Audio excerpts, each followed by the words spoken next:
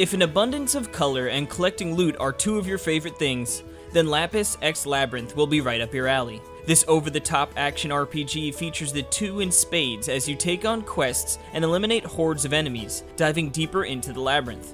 Gameplay does get repetitive and quests are almost always identical, but there's something surprisingly satisfying seeing the screen explode with a rainbow of different colored gems and treasures.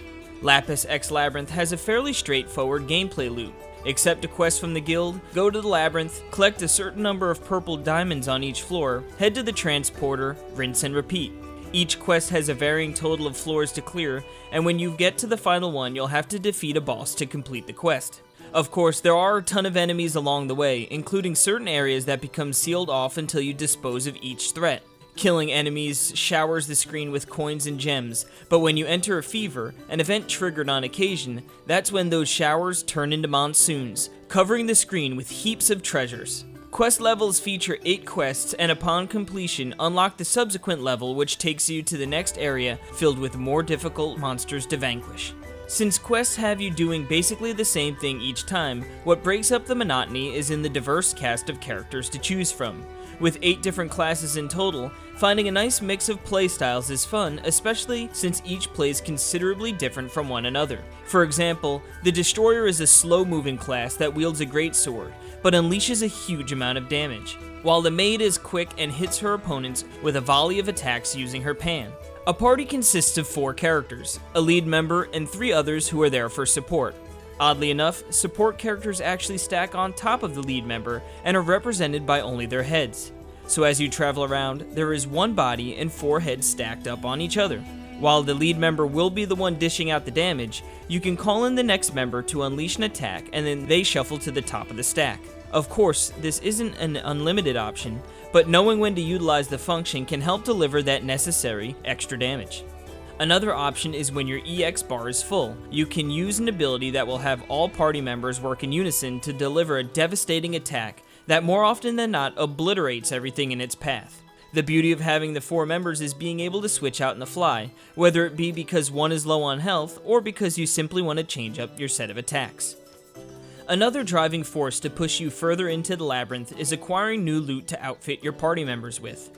This comes in the form of weapons, armor, artifacts, and consumables like snacks to give your allies between levels. Not only do weapons and armor have base stats, but they also have slots that, depending on the item, can give you buffs or debuffs. Not all items include these slots, and some will actually include both buffs and debuffs, so you will have to decide if the benefits outweigh the drawbacks. It is important to note that each item has a required equip cost, and you can only have a certain number to play with, so you won't be able to always use all the best items. You do earn a ton of loot in your travels, so it can become a bit overwhelming searching through the huge lists, especially when it comes to the artifacts, which aren't as easily separated with base stats. This problem is exacerbated when a large portion of the loot tends to be worse than what you already have, adding a lot of clutter to your inventory. As you complete quest levels, new areas in the town become available, which greatly help with customizing both your party members and their loot. Buildings such as the dojo let you increase your character's base stats, resistance, and attack power versus certain enemy types, helping to keep pace with the progressively more difficult enemies. I would have preferred if this unlocked a bit earlier in the game, but it was definitely a welcomed addition. The Foundry is where you can enhance and dismantle loot. Dismantling items gives you raw materials which can be used to enhance other items. The exchange is another place to get materials, as well as where you can upgrade the number of equip points you have. I was always excited to see what would open up after completing quests, and how these locations would go on to aid me in future areas of the game.